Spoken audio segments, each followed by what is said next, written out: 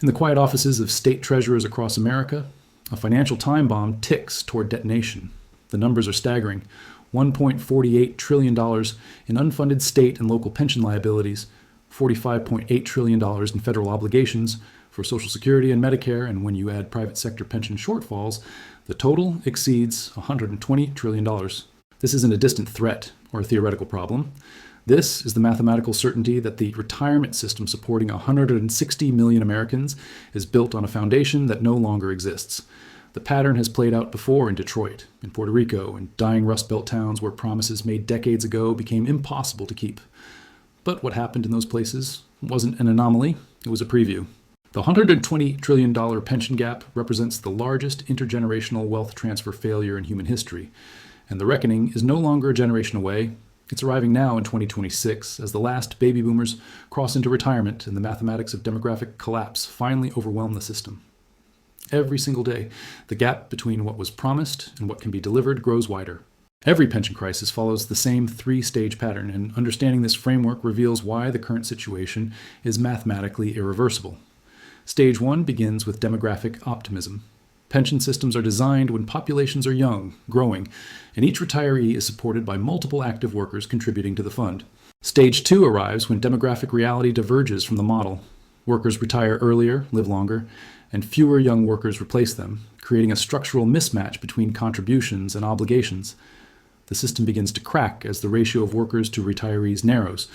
Stage 3 is the breaking point, where investment returns cannot bridge the gap between promised benefits and available assets. When pension funds calculate their obligations, they use a discount rate, essentially betting that future investment returns will cover the shortfall. Most American pension funds assume returns of 6.8% to 7.5% annually, but when those returns fail to materialize, the unfunded liability explodes. The pattern is identical whether you're examining a municipal pension in Illinois or a national system in France. The mathematics are unforgiving, and the endpoint is always the same. The collapse of the Central States Teamsters Pension Fund in the 1980s provides the perfect template for understanding how seemingly secure retirement systems disintegrate. Established in 1955, Central States became one of America's largest pension funds, covering over 400,000 trucking industry workers and promising them defined benefit pensions for life. At its peak, the fund held billions in assets and appeared financially invincible, a model of union-negotiated retirement security. Then came the Motor Carrier Act of 1980, which deregulated the trucking industry overnight. Suddenly, the stable employers who had been contributing to Central States for decades faced brutal competition from non-union carriers. By 1984, just 4 years after deregulation, the pension was paying out more in benefits than it received in contributions. The fund's ratio of active workers to retirees collapsed from 4 to 1 in 1980 to just 0.7 to 1 by 2015, meaning pensioners outnumbered contributing workers.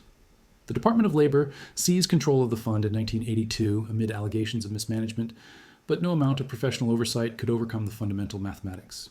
Investment returns couldn't compensate for the vanishing contribution base. By 2015, Central States was on the brink of insolvency, holding just $11 billion in assets against $35 billion in obligations. In 2016, the fund applied to cut benefits by up to 60% for current retirees, a reduction that would have dropped some pensioners below poverty level.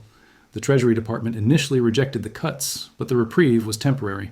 The 2021 American Rescue Plan provided $36 billion in emergency funding to shore up failing multi-employer pensions like Central States. But this was a bailout, not a solution.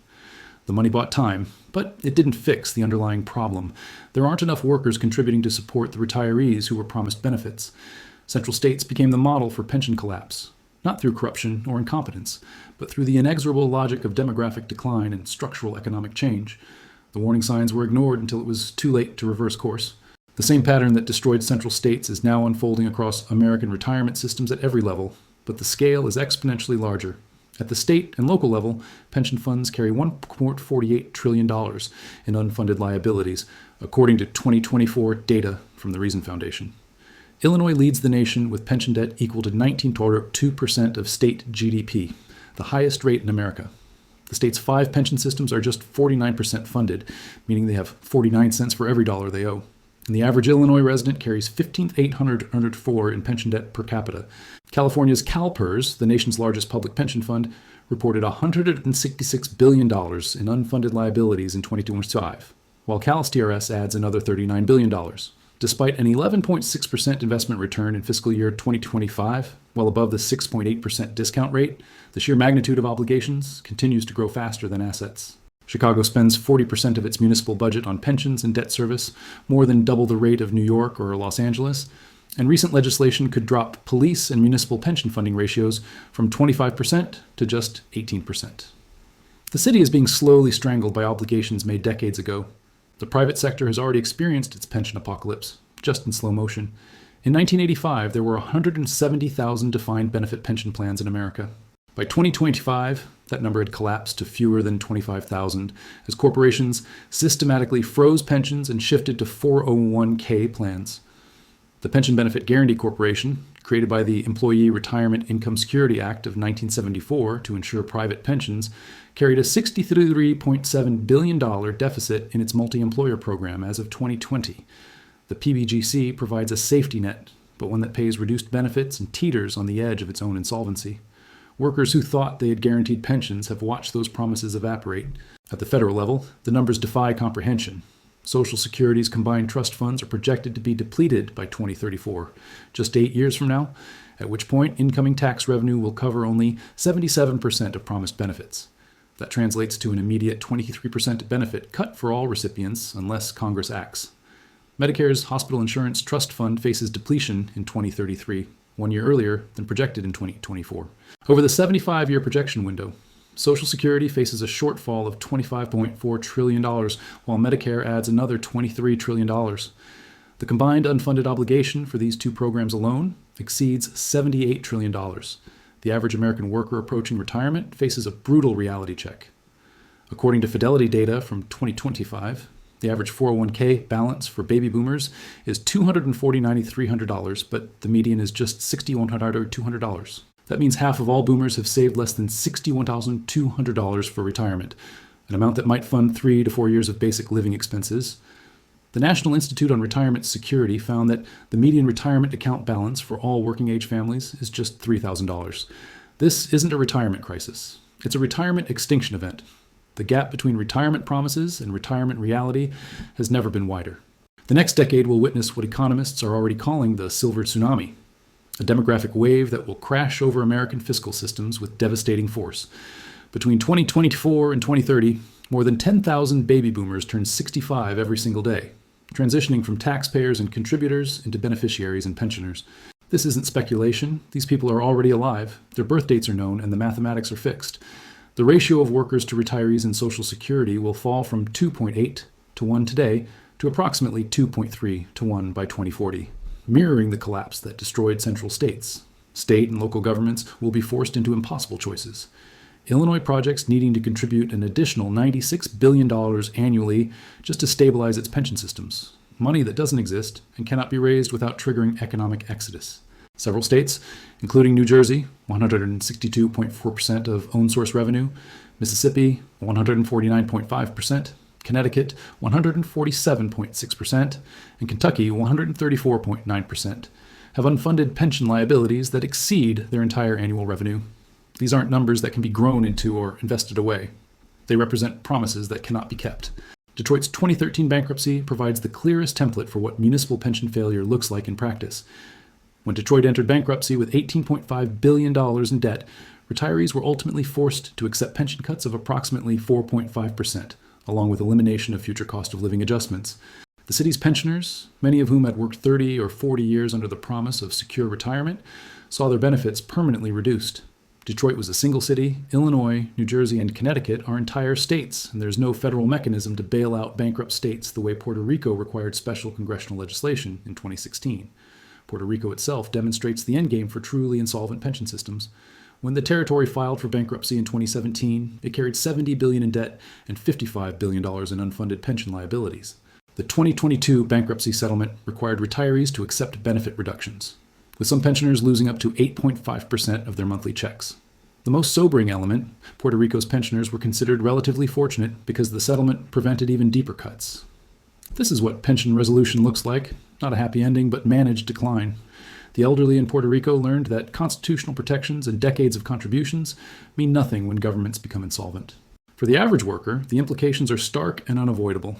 Social Security benefits, which currently replace about 40% of pre-retirement income for the average worker, will automatically drop to 77% of promised levels in 2034 without intervention. That's an immediate 23% cut to benefits that millions of Americans are already counting on. Every year Congress delays fixing the system, the required solution becomes more painful, either through steeper benefit cuts, higher payroll taxes, or some combination of both. The 401k experiment, sold to American workers in the 1980s as an improvement over traditional pensions, has produced a generation of undersavers. Only 40% of young baby boomers have saved enough to maintain their standard of living in retirement, according to Vanguard's 2025 analysis. The fundamental flaw in 401k design is that it shifted investment risk and longevity risk entirely onto individual workers, most of whom lack the financial sophistication to manage either. The result is a retirement system where outcomes depend more on market timing and personal discipline than on decades of work. The truly contrarian insight about America's $120 trillion pension gap is not that the system will collapse. That's increasingly obvious to anyone examining the mathematics. The real insight is that the collapse has already happened. The promises were broken the moment they became mathematically impossible to keep, but the full recognition of that reality has been delayed through accounting conventions, optimistic discount rates, and political denial. What we're witnessing is not the beginning of a pension crisis, but the end of an illusion. For 80 years, Americans operated under the assumption that retirement was an earned right, a reward for decades of labor, guaranteed by employers, governments, and social insurance programs. That assumption was always contingent on demographic growth, consistent employment, and investment returns, conditions that no longer exist. The defined benefit pension, which once covered 60% of private sector workers, now covers fewer than 12%, and that percentage continues to decline. The arithmetic is remorseless. Illinois would need to set aside $1 million per day for 600 years to fully fund its pension obligations. CalPERS, despite $54.1 billion in surplus in its single-employer program, still faces $166 billion in system-wide unfunded liabilities. Social Security's $25.4 trillion shortfall equals nearly $200,000 per current household. These aren't problems that can be solved through economic growth, investment returns, or marginal policy adjustments.